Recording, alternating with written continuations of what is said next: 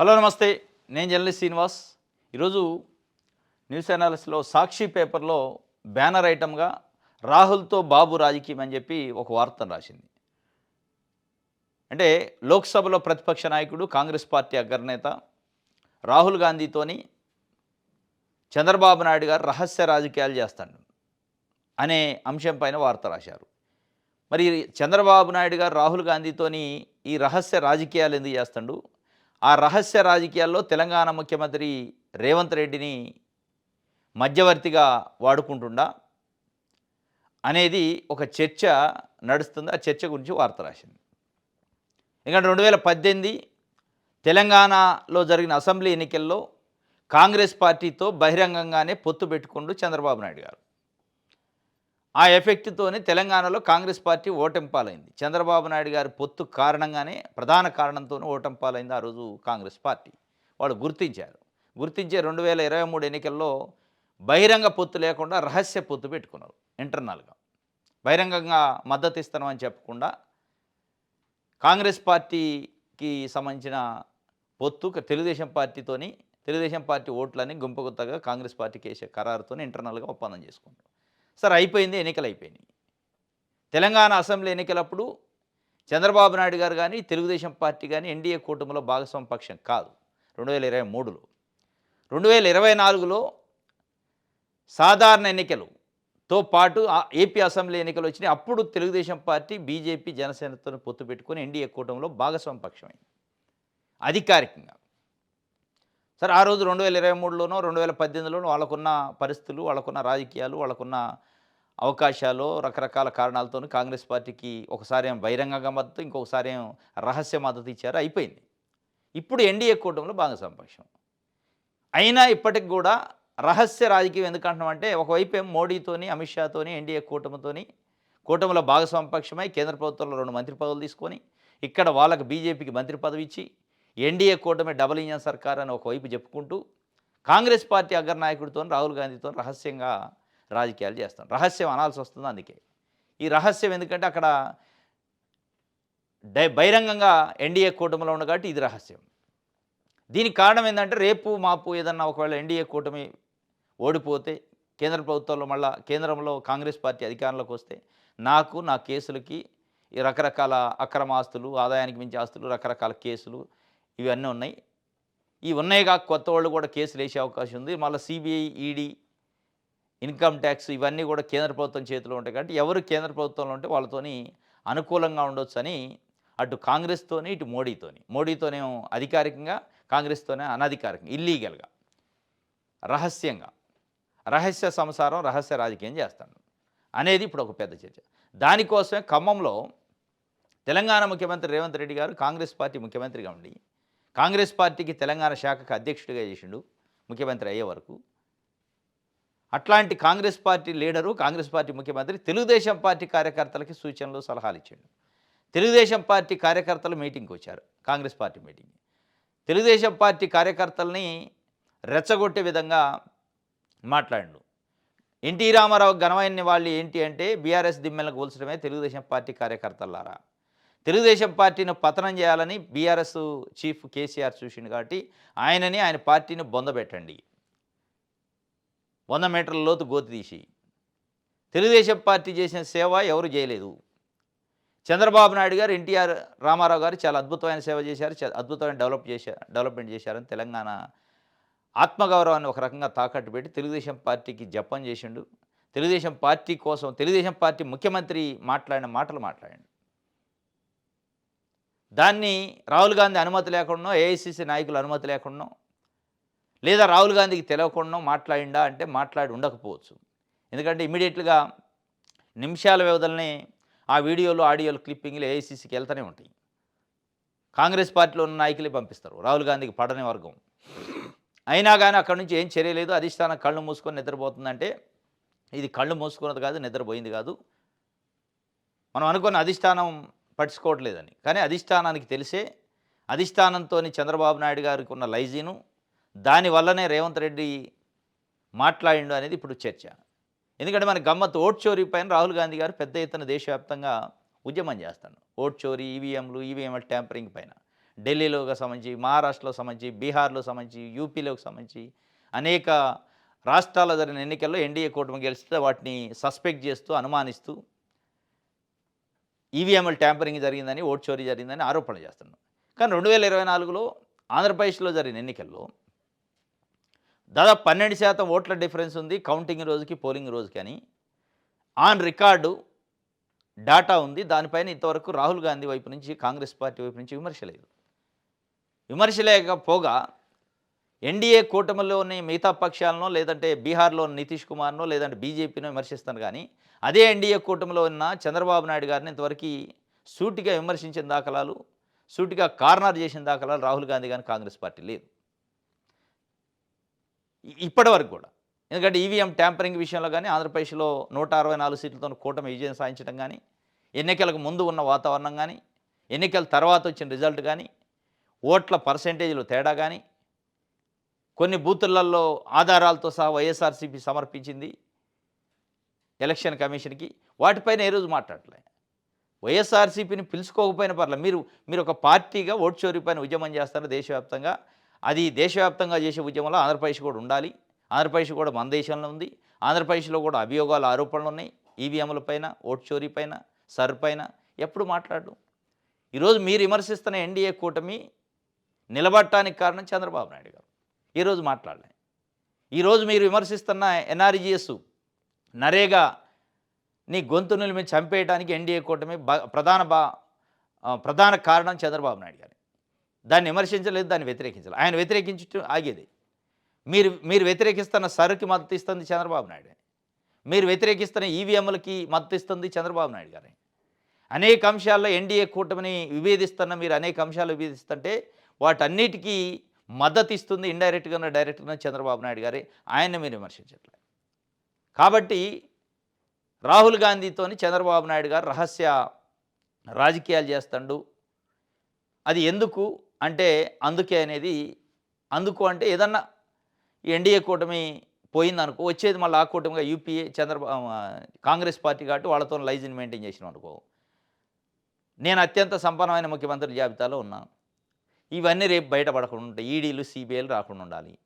రాకుండా ఉండాలంటే కేంద్రంలో ఏదైనా ఉండే అవకాశం ఉంది. ఇటు ఎన్డీఏనా, యూపీఏనా, ఇద్దరితో లైజన్ చేస్తే ఇబ్బంది ఏముంది మనకి అనేది ఉన్నట్టుంది. మొత్తానికైతే ఈ రహస్య రాజకీయం కారణంగానే రేవంత్ రెడ్డి ఆ స్థాయిలో ఒక తెలుగుదేశం పార్టీ కార్యకర్త లెక్క, తెలుగుదేశం పార్టీ ముఖ్యమంత్రి వల్లే, తెలుగుదేశం పార్టీ ఆదేశాల మేరకే మాట్లాడినట్టు, చంద్రబాబు నాయుడు గారు కింద పనిచేసే ఒక ముఖ్యమంత్రి లెక్క మాట్లాడినట్టే ఉంది తప్ప, చంద్రబాబు నాయుడు గారు క్యాబినెట్లో ఒక మంత్రి మాట్లాడిన పందాల్లో రేవంత్ రెడ్డి గారు ఒక తెలంగాణ ముఖ్యమంత్రిగా మాట్లాడాడు. అనేక అంశాల్లో వాళ్ళు ఇద్దరు మాట్లాడే మాటలు అదే ఉన్నాయి. రాయలసీమ ఎత్తిపోతల పథకాన్ని చంద్రబాబు నాయుడు గారు నేను కలిసి క్లోజ్డ్ రూమ్ మీటింగ్లో చర్చించి నేనే నిలుపుదల చేసిన, ఆఫ్ చేసిన అని డైరెక్ట్గా ఆన్ అసెంబ్లీ హౌస్లో, తెలంగాణ అసెంబ్లీలో ముఖ్యమంత్రి మాట్లాడిన రేవంత్ రెడ్డి. దానిపైన ఇంతవరకు ఆంధ్రప్రదేశ్ ముఖ్యమంత్రి చంద్రబాబు నాయుడు గారు అది తప్పని చెప్పలేదు, అబద్ధం అని చెప్పలేదు, ఖండించలే.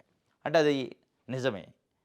అంటే మీ సీక్రెట్ క్లోజ్డ్ రూములు, రహస్య మీటింగులు, రహస్య మంతనాలు, ఒకవైపు అధికారికంగా సంసారం ఒకళ్ళతోని, ఇంకోటి అనధికారిక సంసారం ఇంకొకళ్ళతోని చేస్తున్నట్టుంది చంద్రబాబు నాయుడు గారు రాజకీయం. ఇది ఒక వార్త అయితే.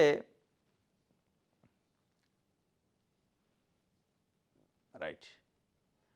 ఏసీబీ కోర్టు ఉత్తర్వులపై హైకోర్టులో పిటిషన్ వేశారు. చంద్రబాబు తదితరులపై కేసుల్లో డాక్యుమెంట్లు ఇవ్వడానికి ఏసీబీ కోర్టు నిరాకరణ. ఆ ఉత్తర్వులను సవాల్ చేసిన పిటిషనర్ చంద్రబాబు నాయుడు 2014-19 మధ్య సీఎంగా ఉన్న సమయంలో జరిగిన మద్యం, ఫైబర్ నెట్ కుంభకోణాలపై సిఐడి నమోదు చేసిన కేసుల డాక్యుమెంట్లు ఇచ్చేందుకు నిరాకరిస్తూ ఏసీబీ కోర్టు జారీ చేసిన ఉత్తర్వులను రైల్వే విశ్రాంత ఉద్యోగి వేము కొండలరావు హైకోర్టులో సవాల్ చేశారు. ఈ మేరకు ఆయన వేర్వేరుగా 2 రివిజన్ పిటిషన్లు దాఖలు చేశారు. ఈ వ్యాజ్యాలపై విచారణ జరిపిన హైకోర్టు పూర్తి వివరాలను కోర్టు ముందుంచాలని సిఐడిని ఆదేశించింది. తదుపరి విచారణ ఫిబ్రవరి 3కు వాయిదా వేసింది. ఈ మేరకు న్యాయమూర్తి డాక్టర్ జస్టిస్ వెంకట జ్యోతిర్మయి ప్రతాప్ మంగళవారం ఉత్తర్వులు జారీ చేశారు. చంద్రబాబు తదితరులపై ఉన్న కేసులను ఏసీబీ కోర్టు మూసివేస్తుంది. అంతకుముందు కొండలరావు తరపు న్యాయవాది జడ శ్రవణ్ కుమార్ వాదనలు వినిపించారు. మద్యము, ఫైబర్ నెట్ కుంభకోణాలకు సంబంధించి అప్పటి ముఖ్యమంత్రి చంద్రబాబు, ఆయన మంత్రివర్గ సభ్యులతో పలువురు అధికారులపై గత ప్రభుత్వ హయాంలో సిఐడి కేసులు నమోదు చేసిందన్నారు. చంద్రబాబు తదితరులపై నమోదైన కేసులను ఒక్కొక్కటిగా ఏసీబీ కోర్టు మూసివేస్తూ వస్తుందన్నారు. ఈ కేసుల తాలూకు అన్ని రికార్డులను, డాక్యుమెంట్లను ఇవ్వాలని పిటిషనర్ కోరగా థర్డ్ పార్టీకి ఇవ్వలేమంటూ ఏసీబీ కోర్టు ఉత్తర్వులు ఇచ్చిందని పేర్కొన్నారు. ఏసీబీ కోర్టు మూసివేసిన కేసులో విస్తృత ప్రజా ప్రయోజనాలు ముడిపడి ఉన్నాయని తెలిపారు. 25,000 కోట్ల ప్రజాధనం ఆ కేసులతో ముడిపడి ఉందని ఆయన వివరించారు. చంద్రబాబు తదితరులపై నమోదు చేసిన కేసుల్లో సిఐడి భారీ స్థాయిలో సాక్ష్యాలను, వాంగ్మూలాలను నమోదు చేసిందని పేర్కొన్నారు.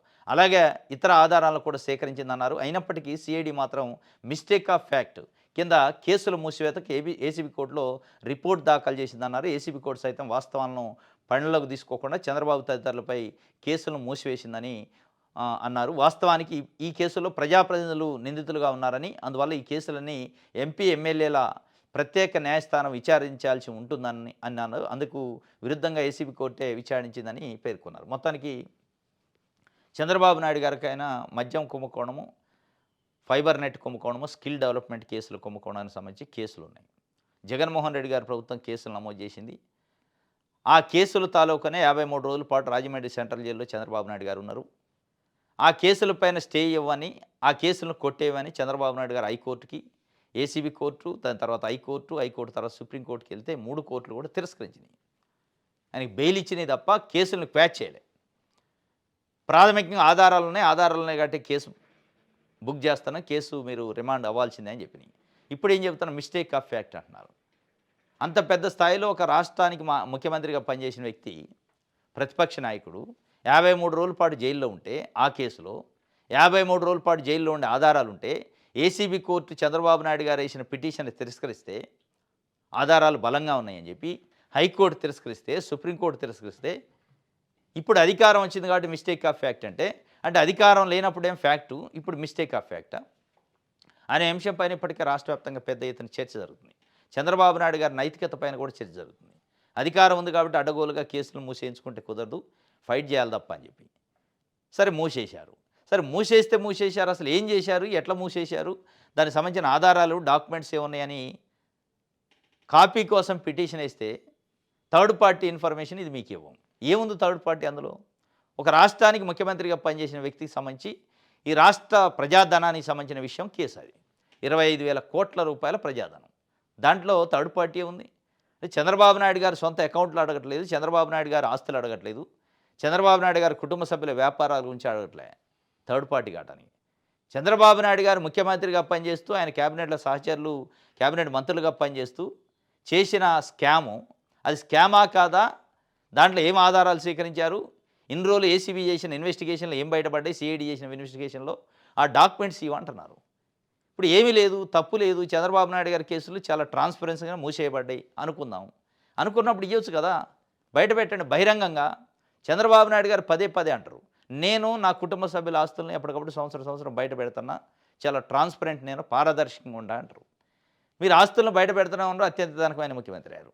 మరి మీ ఆస్తులనే బయటపెట్టిన వాళ్ళు మీ కేసులు మూసివేతకు సంబంధించిన రికార్డులను బయటపెట్టమని కోర్టుకి చెప్పొచ్చు, కోర్టు కూడా ఇవ్వచ్చు.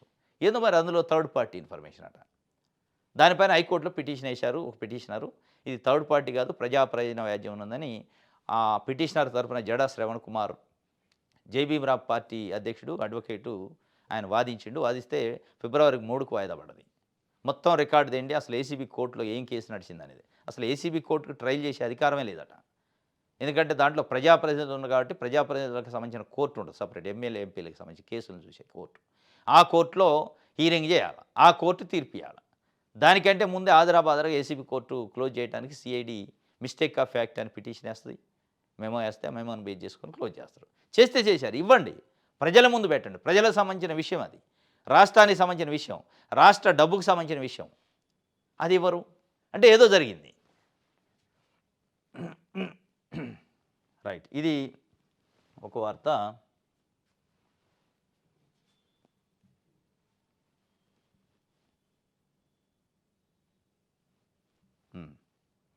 ఆంధ్రజ్యోతి చూద్దాం. 91,000 కోట్ల పెట్టుబడులతో 1,00,000 ఉద్యోగాలు, ముందుకు వచ్చిన రియల్ ఎస్టేట్ సంస్థ ఆర్ఎంజెడ్. రాష్ట్రంలో పరిశ్రమలు స్థాపించడానికి వచ్చే వారిని అతిథుల్లా చూస్తున్నాం, వారిని గౌరవిస్తున్నాం. స్పీడ్ ఆఫ్ డూయింగ్ విధానంలో పరిశ్రమల ఏర్పాటుకు అనుమతులు ఇస్తాం. అభివృద్ధి ఏ ఒక్కరికో పరిమితం కారాదు, అందరూ భాగస్వాములు కావాలి, ఈ ఫలాలు ప్రతి ఒక్కరికి అందాలి. ఈ ఉద్దేశంతోనే రాష్ట్ర ప్రభుత్వం వన్ ఫ్యామిలీ వన్ ఎంటర్‌ప్రెన్యూర్ విధానానికి శ్రీకారం చుట్టింది అని చంద్రబాబు నాయుడు గారు ఆహ్, చెప్తున్నారు నిన్న దావోస్‌లో. 91,000 కోట్ల పెట్టుబడట, 1,00,000 ఉద్యోగాలట. అసలు ఆ ఉద్యోగాలు వస్తాయో రావో గానీ, ఇన్ని లక్షల కోట్ల పెట్టుబడి, ఇన్ని లక్షల ఉద్యోగాలు. ఇన్ని లక్షల కోట్ల బడి, ఇన్ని లక్షల ఉద్యోగాలని చెప్తున్నారు. ఇప్పుడు ఒకవైపు రియల్ ఎస్టేట్ సంస్థలతోని ఒప్పందాలు పెట్టుకోవడమే తప్పది. ఇప్పటికే రహైజా అనే సంస్థతోని ఒప్పందాలు పెట్టుకొని దానికి భూములు ఇచ్చారు. ఇప్పుడు 91,000 కోట్ల పెట్టుబడి అంటున్నారు, 1,00,000 ఉద్యోగాలు అంటున్నారు. దీనికోసం ఎన్ని వందల ఎకరాలు ఇస్తున్నారు మీరు? ప్రభుత్వ భూమిని, ప్రజల భూమిని ఎన్ని వందల ఎకరాలు వాళ్ళకి కట్టబెట్టబోతారు. అది ఫస్ట్ దీంట్లో ఈ ఒప్పందాల్లో ప్రైమరీగా జరిగేదంటే గ్రౌండింగ్ కావు. ఒకవేళ అయినా కానీ మొట్టమొదటగా వాళ్ళకి ఇవ్వాల్సిన ఇన్సెంటివ్స్ ఏంటంటే కరెంటు, నీళ్లు, భూమి ఇవి ఇస్తారు ఫస్ట్. ఆ ఉద్యోగాలు దేవుడెరుగు. నిజంగా వీళ్ళు అన్నట్టు ఈ దావోసులు ఇప్పటికే 30 సార్లు పోయినాడు చంద్రబాబు నాయుడు గారు. 30 సార్లు దావోస్ పోయినందుకు 30 సార్లు దావోస్ పోయినప్పుడు వచ్చిన వేల లక్షల కోట్ల పెట్టుబడులకి నిజంగానే ఉద్యోగాలు వస్తే, పెట్టుబడులు పెడితే, ఇక్కడ ఉపాధి దొరికితే ఒక్కళ్ళంటే ఒకళ్ళు ఆంధ్రప్రదేశ్ రాష్ట్రం నుంచి వలసపోరు యూఎస్కో, ఆస్ట్రేలియాకో, జర్మనీకో, జపాన్కో, సింగపూర్కో. అదే చంద్రబాబు నాయుడు గారు చెప్తున్నారు. నేను అసలు అమరావతిలో ఉన్న, దావోస్లో ఉన్న అర్థం కావట్లే, ఫుల్ తెలుగు వాళ్ళు ఉండరని. అంటే దాని అర్థమే మీ 30 సంవత్సరాలు దావోస్ పర్యటనలు ఫెయిల్ అయినాయి అని అర్థం. 30 సంవత్సరాలు 30 సార్లు దావోస్ పోయిన తర్వాత, 30 సార్లు పెట్టుబడులు తెచ్చిన తర్వాత, మరి ఇక్కడ ఉన్న కంపెనీలలో ఉద్యోగాలు చేయాలి కదా ప్రజలు, నిరుద్యోగులు. వలస ఎందుకు పోవాల్సిన పరిస్థితి, ఇక్కడ ఉపాధి ఎందుకు కరువైంది? ఈరోజు మేము 20 లక్షల ఉద్యోగాలు ఇస్తాం 5 సంవత్సరాలని హామీలు మేనిఫెస్టోలో పెట్టాల్సిన పరిస్థితులు ఎందుకు వచ్చినాయి? మీ 30 దఫాలుగా వెళ్ళిన దావోస్ పర్యటన ఫలితం ఏంది? విమానం టికెట్ల ఖర్చు దండగా అనేది ఈరోజు వాస్తవంగా బుద్ధిజీవులు ఆలోచిస్తున్నారు. 91,000 కోట్ల పెట్టుబడి పెట్టారట, అయిపోయిందో 1,00,000 ఉద్యోగాలు వచ్చినాయి. ఈ పేపర్లో రాసుకోవడానికి పనికొస్తాయి తప్ప ప్రాక్టికాలిటీ లేదు. ఉంటే ఒక్కళ్ళంటే ఒకళ్ళు ఏపీ వదిలి వెళ్ళరు. ఉన్న ఊరిని కన్న తల్లిదండ్రులు వదిలేసి దేశంగానే దేశం పోయి సముద్రాలు దాటిపోయి ఎప్పుడు ఏమైందో తెలియకుండా బిక్కి బిక్కుమంటూ బతకాల్సిన అవసరం లేదు. ఇక్కడ నిజంగానే ఆ బతికే అవకాశం ఉంటే, ఆ ఉద్యోగం చేసే అవకాశం ఉంటే, వీళ్ళు చెబుతున్న పెట్టుబడులు నిజమైతే, ఇది కేసీఆర్ గారు ఈ మధ్య అన్నట్టు స్టార్ హోటల్లో చెఫ్లను తీసుకొచ్చి సంతకాలు పెట్టిస్తారు చంద్రబాబు నాయుడు గారు అన్నట్టు సేమ్ అదే అనిపిస్తుంది. ఎక్కడొస్తాయి 1,00,000 ఉద్యోగాలు? అన్ని లక్షల ఉద్యోగాలు. మరి ఎందుకు రావట్లే? ఎందుకు ఉపాధి లేక రోడ్లపైన తిరుగుతున్నారు? దాదాపు 30 లక్షల మంది నిరుద్యోగులు ఆంధ్రప్రదేశ్లో ఉన్నారు ఈరోజు. మళ్ళీ అది కూడా ఆర్ఎంజెడ్ అని real estate company. Real estate company ఎక్కడ ఉద్యోగాలు ఇస్తుంది? ఏం ఉత్పత్తి చేస్తుంది? ప్లాట్లు అమ్ముకుంటారు వాళ్ళు వెంచర్లు వేసి, లేదంటే బిల్డింగ్లు కట్టి కిరాయిలకి ఇచ్చుకుంటారు. దాంతోనే ఉద్యోగాలు వస్తాయి. నిరుద్యోగులకి వస్తే సెక్యూరిటీ గార్డులు వస్తాయి, లేదా హౌస్ కీపింగ్ జాబులు వస్తాయి. ఏం ఉద్యోగాలు అంటారు రియల్ ఎస్టేట్ సంస్థలో? ఒకవేళ ఉంటే వాళ్ళ ఆఫీస్ ఏదైనా ఉంటే దాంట్లో ఒక 100 మంది ఉంటారు. 1,00,000 మందికి ఉద్యోగాలంటే ఎక్కడ ఇవ్వాలి? ఒక రియల్ ఎస్టేట్ కంపెనీ 1,00,000 మందికి ఉద్యోగాలు అంటే, ఒకటి హౌస్ కీపింగ్, 2 సెక్యూరిటీ, 3 వాళ్ళ మార్కెటింగ్ ఏజెంట్లు. ప్లాట్లు అమ్మితే ఇంత జీతం అని. మీరు ఇచ్చే ఉద్యోగాలు? ఇది ఆయన చెప్తుండు. ఆంధ్రజ్యోతికి సంబంధించి ఇది కూడా మళ్ళీ లోకేష్ గారి చొరవతోనే వచ్చింది. చంద్రబాబు నాయుడు గారు కాదు, ముఖ్యమంత్రి గారు కాదు, ఆయనకి ఎలివేషన్ అక్కడ కూడా మళ్ళీ. ఇది ఒక వార్త అయితే, చీచీ సాక్షి అట యాక్షి అని ఆంధ్రజ్యోతికి భూ నజరానా అంటూ బురద కథనం. చంద్రబాబు అప్పనంగా ఇచ్చేశారంట అసత్యాలు.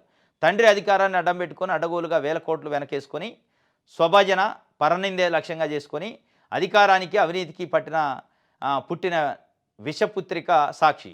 పేరుకే అది సాక్షి కానీ దాని తీరు యాక్షి. పేరుకే అది దినపత్రిక, నిజానికి అది జగన్ భజన పత్రిక. సరే, సాక్షి పేపరు జగన్మోహన్ రెడ్డి గారిది, వైఎస్ రాజశేఖర రెడ్డి ఫ్యామిలీది, దాంట్లో డౌట్ లేదు. వాళ్ళు కూడా ఒప్పుకుంటున్నారు. వాళ్ళ రాజశేఖర రెడ్డి గారి లోగోని, వాళ్ళ ఫోటోని పైన వేసే ప్రతిరోజు పేపర్ పబ్లిష్ చేస్తారు, దాంట్లో డౌట్ లేదు. సాక్షి ఛానల్లో కూడా రాజశేఖర రెడ్డి గారి ఫోటో పైన కనపడుతూ ఉంటుంది. వాళ్ళ పత్రికే అది, అందరూ నగ్న సత్యం, దాంట్లో అబద్ధాలు లేవు, దాంట్లో ఇక దాయటానికి లేదు. సరే, వాళ్ళ పార్టీకి వాళ్ళకు అనుకూలంగా భజన చేస్తారంటే అర్థం ఉంది వాళ్ళది కాబట్టి. మీరేంటి? ఆంధ్రజ్యోతి సాక్షిని యాక్షి అంటాడు, చీచీ రోత పత్రిక అని. మీదేం పత్రిక మరి? మీరు ఎవరి కోసం ఉన్నారు? వాళ్ళ పత్రిక మీరే అంటున్నారు అవినీతి సొమ్ము ఇంకోటో తండ్రి పాలన అడ్డం పెట్టుకొని చేసి పెట్టుకుండు, ఆయన పెట్టుకుండు కాబట్టి ఆయన కోసం పని చేసుకుంటాడు. రాస్తే ప్రజల కోసం వార్త రాదు, కొంత లాజిక్ అని ఉంది. వాళ్ళ పత్రిక వాళ్ళు రాసుకుంటున్నారు. మీదే పత్రిక? మీది పత్రిక పాంప్లెటా? మీరు తెలుగుదేశం పార్టీ దత్తపుత్రిక మీది. మీరు తెలుగుదేశం పార్టీ చంద్రబాబు నాయుడు గారు, నారా లోకేష్ గారి గురించి తప్ప వార్తలు రాయారు కదా. వేరే ప్రజల గురించి వార్తలు రాయటం మర్చిపోయారు కదా. ఒకవేళ రాస్తే గీస్తే మళ్ళీ వాళ్ళకు ఉపయోగపడేటే రాస్తారు. రోడ్లు బాగాలేకపోతే అప్పులు పాలైంది రాష్ట్రం కాబట్టి రోడ్లు ఏం వేస్తారు చంద్రబాబు నాయుడు గారు అంటారు. అప్పులు చేస్తే సింగపూర్ అయిద్ది తప్ప శ్రీలంక కాదంటారు. మీరు దేనికోసం మీరు వాళ్ళది రాత పత్రికో కాదో గానీ, వాళ్ళ కోసం వాళ్ళు పెట్టుకున్నారు, వాళ్ళు రాసుకున్నా కొంత లాజిక్ ఉంది. మా పత్రికే మేము రాసుకుంటామని చెప్పడానికన్నా ఉంటది. మీరు అది చెప్పే దమ్ము లేదు, ధైర్యం లేదు. మీరు నిజమైన దమ్మున్న పత్రిక అంటారు. ఈ దమ్మున్న పత్రిక పోయి చంద్రబాబు నాయుడు గారికి ఊడిగం భజన చేస్తే, మీరు చేసే భజన మామూలు లేదు కదా! చంద్రబాబు నాయుడు గారికి, నారా లోకేష్ గారికి ఎలివేషన్ ఎయటానికి, వాళ్ళకి మంచి పేరు రావటానికి, వాళ్ళ తప్పులను కాయటానికి, వాళ్ళ తప్పులు బయటపడకుండా ఆపటానికి, లేదంటే వాళ్ళకి పడినోళ్ళ తప్పులను లేదా వాళ్ళకి పడినోళ్ళకి బురద పూసే కార్యక్రమానికి మీరు మీరు పెట్టిన పేపరే అది కదా! మీ పేపర్ దానికి తప్ప దేనికి లేదు కదా! ఇక ఎందుకు ఇది రాసిండంటే, నిన్న 'ఆంధ్రజ్యోతికి' 'నజరానా' అని చెప్పి 'సాక్షి' పేపర్‌లో ఒక వార్త వచ్చింది. భూమి ఇచ్చారు విశాఖపట్నంలోని. అదట ఎప్పుడో 1986లో ఎన్టీ రామారావు గారు ఉన్నప్పుడు ఇచ్చిండట. అది మధ్యలో వాళ్ళు వాడుకోలేదు. ఎందుకంటే ఏదన్నా ఒక వ్యాపార పర్పస్‌లో, సంస్థ పర్పస్‌లో భూమి ప్రభుత్వం ఇస్తే, దాన్ని 3 సంవత్సరాలు యూజ్ చేసుకోతే క్యాన్సిల్ చేసే అధికారం జీవో ఉంది. 3 సంవత్సరాల పాటు దాంట్లో కన్‌స్ట్రక్షన్ చేయలేదు కాబట్టి క్యాన్సిల్ చేసింది జగన్మోహన్ రెడ్డి ప్రభుత్వం. అసలు అంతకుముందే 86లో వస్తే 2017 దాకా మరి ఏమైందో తెలవదు. 2017లో చంద్రబాబు నాయుడు గారు మళ్ళీ దానికి భూమి సెపరేట్‌గా మంచి భూమి కేటాయించారట. బఫర్ జోన్‌లో పోయిందని, రోడ్డు కింద పోయిందని. రోడ్డు కింద పోయిన మళ్ళీ 10 లక్షలు ఇచ్చి అప్పట్లోనే 10,000 ఎకరం లెక్క కొనుక్కోమంటున్నారు. మీరు కొనుక్కున్న భూమికి బఫర్ జోన్‌లో పోయినా లేదంటే హైవే రోడ్‌లో పోయినా మీకు కంపెన్సేషన్ వస్తది. కంపెన్సేషన్ మీకు వచ్చిన తర్వాత మళ్ళా మీకు దానికి ప్రత్యామ్నాయంగా భూమి ఎందుకు కేటాయించాలి? ఇది నజరానా కాదా? 2017లో ఉంది చంద్రబాబు నాయుడు గారు తెలుగుదేశం. 86లో ఉంది తెలుగుదేశం ఎన్టీ రామారావు గారు. ఇప్పుడుంది మళ్ళా తెలుగుదేశం చంద్రబాబు నాయుడు గారు. అంటే తెలుగుదేశం పార్టీ కోసం మీరు పనిచేస్తారు కాబట్టి నిజంగానే నజరానే. ఇప్పుడు 1986లో వచ్చిన భూమి 2017 దాకా మీకు కేటాయింపులు జరగలేదంటే, మీరు కన్‌స్ట్రక్షన్ చేయలేదంటే, ఒకవేళ నిజంగానే మీరన్నట్టు 86లో వచ్చింది 90 వరకు ఒక బఫర్ జోన్‌లోనే హైవేలో పోయింది. మరి 90 తర్వాత మీరు ఏం చేశారు? ప్రత్యామ్నాయం ఎందుకు కేటాయించలే మీకు ప్రత్యామ్నాయ స్థలం? అంటే అది అక్రమం. కాబట్టే 86 నుంచి 2017 దాకా మీకు అనుకూలంగా లేని పరిస్థితి ఉంది కాబట్టి కేటాయింపులు జరగలేదు. ఇప్పుడు జరిగింది. ఎప్పుడో 86 అంటున్నారు. కానీ ఈ 'ఆంధ్రజ్యోతి' పత్రిక 2002లో ఏర్పాటైంది. అంతకుముందు పాత 'ఆంధ్రజ్యోతి' ఉంది. 2002లో నాకు తెలిసిన ఐ థింకు నాకున్న అవగాహన మేరకైతే 2002 ఆ ప్రాంతంలో మళ్ళీ రీఓపెన్ చేశారు ఈ 'ఆంధ్రజ్యోతిని'. సరే ఏదేమైనా మీ నజరాన అయితే ముట్టిందిగా. అది మీరు కొనుక్కున్నారా ఇంకోటే?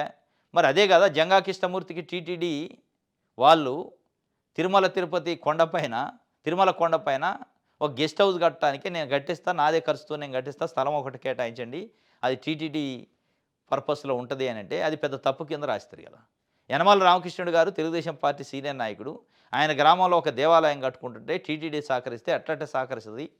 ఇది తప్పు కదా రూల్స్ అంటారు. మరి నీకు లేని రూల్స్ వాళ్ళకెక్కడియి? అంటే మీకు భూమి ఇస్తేనే నజరాన కాదు. యాచి ఎవరన్నా వార్త రాస్తే. మీరు ఎవరి గురించి వార్త రాసినా, గెలికి రాసినా, లోపట ఉన్నది లేనిది రాసినా, తప్పులు రాసినా, ఒప్పులు రాసినా నమ్మాలి ప్రజలు. మీకు పడినోళ్ళు ఎవరు రాసినా మొత్తం సంతర్పణ అయిపోయింది. దోసుకున్నాడంటే అయిపాయే. మీరు నంది అంటే నంది, పంది అంటే పంది. జంగా కృష్ణమూర్తి భూమి కేటాయిస్తే తప్పు.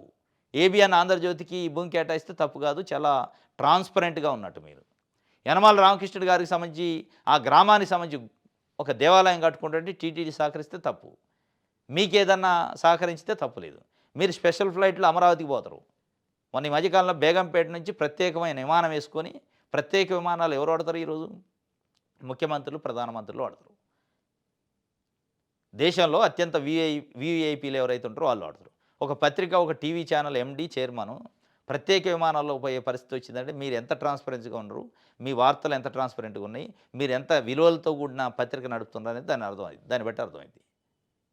మీ మీ బ్లాక్‌మెయిలింగ్ ఏంది? మీరెంత నిజాయితీగా పనిచేస్తున్నారు? మీరు నిజంగానే ప్రజల కోసం, రాష్ట్రం కోసం వార్తలు రాస్తున్నారా? బ్లాక్‌మెయిలింగ్ కోసం వార్తలు రాస్తున్నారా? బురద జల్లటానికి వార్తలు రాస్తున్నారా? మీ నీతులు, మీ విలువలు ఏందనేది దాన్ని బట్టే అర్థమైంది. ప్రత్యేక విమానాల్లో పోయిండట ఈ మధ్య. ఈ మధ్య ఇంకొక కండిషన్ పెట్టిండు. నేను తెలుగుదేశం పార్టీ కోసం ఆహార నిశలో పనిచేస్తున్నా. తెలుగుదేశం పార్టీ నిజమైన కార్యకర్త కంటే చాలా చిత్తశుద్ధితోని పనిచేస్తున్నా. నాకు రాజ్యసభ మెంబర్ ఇయ్యాలని కండిషన్ పెట్టిండట చంద్రబాబు నాయుడు గారు. ఇప్పుడు 3 ఖాళీ అయితున్నాయి. మూడో, నాలుగో. వాటిలలో ఇయ్యాలి నాకు. ఎందుకంటే టీవీ5లో ఉన్న బీఆర్ నాయుడికి చైర్మన్‌కి టీటీడీ చైర్మన్ ఇచ్చినాం. ఆయనకున్నది ఒక టీవీ ఛానల్. నాకు టీవీ ఛానల్ ఉంది, పత్రిక ఉంది. ఆయనన్నా అటు ఇటుకి పనిచేస్తారు కానీ నేను ఫుల్ టైం మీకోసం పనిచేస్తున్నా. కాబట్టి నాకు ఇస్తేనే కానీ లేదంటే లేదు అంటాడు. ఒకవేళ అది ఇయ్యకపోతే నెక్స్ట్ ఇక మళ్ళీ ఒక బ్లాక్‌మెయిల్ స్టార్ట్ చేస్తాడు. ఇది ఈయన చీచీకి సంబంధించి. రైట్. ఊగిసలాటొద్దు వివేక హత్య కేసులో సిబిఐ తీరుపై సుప్రీం అసహనం. ఇంకా ఎవరినైనా విచారించాలా? కస్టడీలోకి ఎవరిని తీసుకుంటారో చెప్పండి. దానికి తగ్గినట్టుగా ఉత్తర్వులు ఇస్తాం అని సుప్రీంకోర్టు బెంచ్ చెప్పింది. పిటిషన్లోని అంశాలు సిబిఐ కోర్టు పట్టించుకోలేదు, ప్రస్తావించినవే పరిగణించిందని లూథ్రా వాదనలు. విచారణ వచ్చే నెల 5కు వాయిదా పడింది. వైఎస్ వివేకానంద రెడ్డి గారి కూతురు సునీత గారు సుప్రీంకోర్టుకి వెళ్ళారు. సిబిఐ కోర్టు సిబిఐ ఏదైతే ఇన్వెస్టిగేషన్ వివేకానంద రెడ్డి హత్య కేసులో ఇన్వెస్టిగేషన్ చక్కగా చేయలేదు, మళ్ళీ దాన్ని రీఇన్వెస్టిగేషన్ చేయాలని ఒక పిటిషన్ వేసింది. దానిపైన సుప్రీంకోర్టు గతంలో అనేక కామెంట్ చేసింది. ఆల్రెడీ ఛార్జ్షీట్ వేసిన తర్వాత మళ్ళీ రీఇన్వెస్టిగేషన్ అయింది. ఇది చేసుకుంటూ పోతే 10 ఏళ్ళు, 15 ఏళ్ళు, 20 ఏళ్ళు అయినా కేసులు తేలవు. ఒకసారి ఛార్జ్షీట్ వేసింది సిబిఐ ఇన్వెస్టిగేషన్ ఏజెన్సీ, దాన్ని బేస్ చేసుకొని కోర్టు ట్రయల్ చేస్తుంది తప్ప మళ్ళీ లేదా ఆ ఛార్జ్షీట్ని పక్కన పెట్టి కొత్తగా మళ్ళీ మాకు నచ్చినట్టు చేయండి అంటే కుదరదని అప్పట్లో కామెంట్ చేసింది సుప్రీంకోర్టు, హైకోర్టు కూడా. అయినా కానీ మళ్ళీ పోయారు. మళ్ళీ పోతే వాళ్ళు ఏం చేశారు, సిబిఐని అడిగారు సుప్రీంకోర్టు. ఏంటి మరి రీఇన్వెస్టిగేషన్ అంటే వాళ్ళు అడుగుతున్నారు పిటిషనర్, మీరు ఏమైనా చేసే అవకాశం ఉందా, చేయాల్సిన అవసరం ఉందా అని అడిగారు. వాళ్ళు ఏం లేదని చెప్తున్నారు, లేదు ఉందని వీళ్ళు చెప్తున్నారు. అందుకే సుప్రీంకోర్టు నిన్న సూటిగా ఏం చెప్పిందంటే పిటిషనర్ ఏమడుగుతుంది అనేది పక్కన పెట్టండి, మీ అవసరం ఏదో చెప్పండి. పిటిషనర్లు అడుగుతారు, 100 అడుగుతారు, మళ్ళీ రీఇన్వెస్టిగేషన్ అంటాడు, మళ్ళీ అంటాడు, అది కాదు. దాన్ని పక్కన పెట్టేసి మీకు అవసరం ఉందా లేదా, సిబిఐకి ఇప్పుడు ఇన్వెస్టిగేషన్ చేయాల్సిన అవసరమో, ఇంకా ఎవరినైనా కస్టడీలోకి తీసుకోవాల్సిన అవసరమో, విచారణ చేయాల్సిన అవసరం ఉందో అంటే చెప్పండి, దాన్ని బేస్ చేసుకొని మేము ఇస్తాం. పిటిషనర్ వేసిన వాళ్ళని బేస్ చేసుకోం, మీరు ఇన్వెస్టిగేషన్ ఏజెన్సీ కాబట్టి ఏజెన్సీ అవసరం రీత్యా మీరు చెప్తే దాన్ని బేస్ చేసుకొని ఇస్తామన్నారు. ఫిబ్రవరి 5కు వాయిదా ఇచ్చింది. ఏజెన్సీ పదే గతంలో చెప్పేసింది మాకు అవసరం లేదు, ఇన్వెస్టిగేషన్ క్లోజ్ అయిందని. వీళ్ళ బాధ ఏంది, అందులో ఆయన పేరు పెట్టాలి, ఈయన పేరు పెట్టాలి అంటారు. అంటే చంద్రబాబు నాయుడు గారు లేదా తెలుగుదేశం పార్టీ మీడియా డైరెక్షన్లో నడుస్తుంది సునీత గారు. ఎవరో పేర్లు రావాలి, అసలు నిజాలు బయటపడాలని లేదన్నట్టుంది.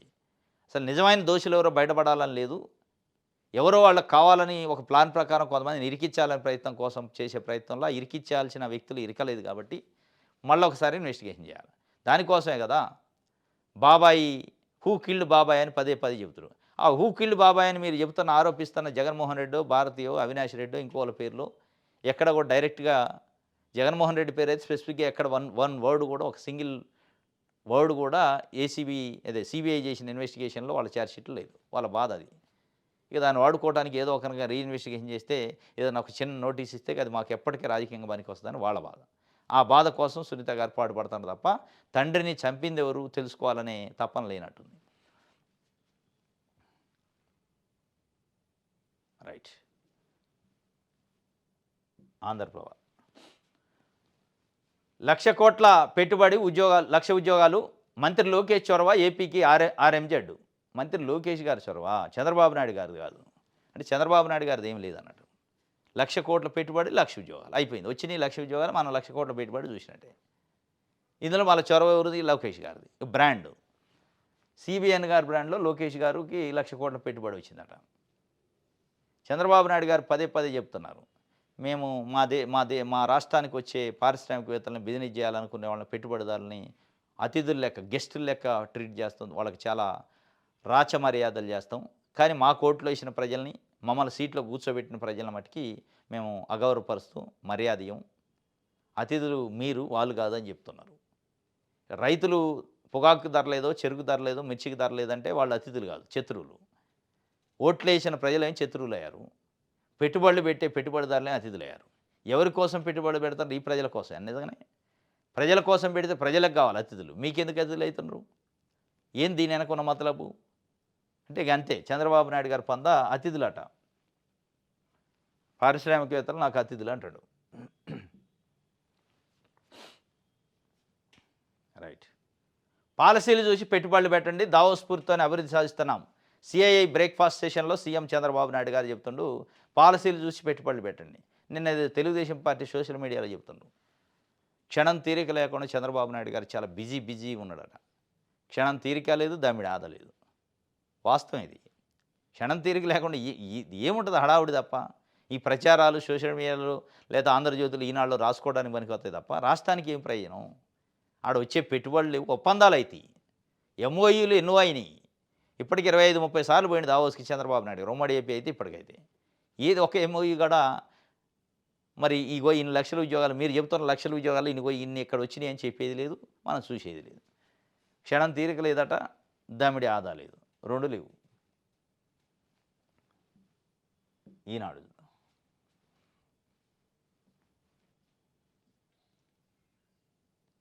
Right. Speed of doing business చూశాకే పెట్టుబడులు పెట్టండి. 1,154 కిలోమీటర్ల తీరము పోర్టులు, ఎయిర్‌పోర్ట్‌లే ఏపీకి బలం. దేశానికి వచ్చిన విదేశీ పెట్టుబడులు 25% మహారాష్ట్రానికి వచ్చినాయి.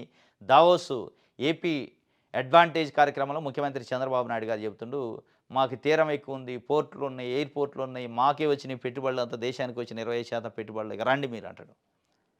ఇప్పుడు తీరం ఎక్కువ ఉంది, పోర్టులు ఉన్నాయి, దోసుకోండి అని చెప్పినట్టుంది తప్ప ప్రజల కోసం చెప్పినట్టు లేదు అది. ఇప్పుడు పెట్టుబడులు రావాలి, సంతోషమే. మీరు చెబుతున్న పెట్టుబడుల వల్ల, మీరు మీరు మీరు చెప్తున్న పారిశ్రామికవేత్తల వల్ల ఇక్కడున్న సంపద పోతుంది వాళ్ళకి తప్ప రాష్ట్రానికి సంపద రావట్లే. నిజంగానే ఇక్కడున్న సంపద పోకుండా రాష్ట్రానికి సంపద వస్తే రాష్ట్రం అప్పుల పాలు ఎందుకయింది? ఇన్ని పెట్టుబడులు వస్తున్నాక రాష్ట్రం ఎందుకు అప్పుల పాలవుతుంది?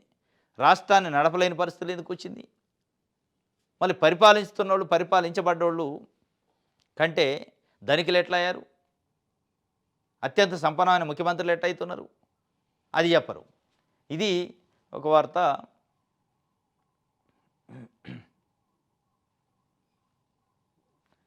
వివేక్ హత్య కేసులో తదుపరి దర్యాప్తు అవసరమా కాదా? ఇప్పటికే వాళ్ళు అవసరం లేదని చెప్పింది సిబిఐ. మళ్ళీ అవసరమా కాదా అని సుప్రీంకోర్టు అడిగింది. ఎందుకంటే సిద్ధార్థ లుద్రా చంద్రబాబు నాయుడు గారు అడ్వకేటే, ఇప్పుడు సునీత గారికి అడ్వకేటు.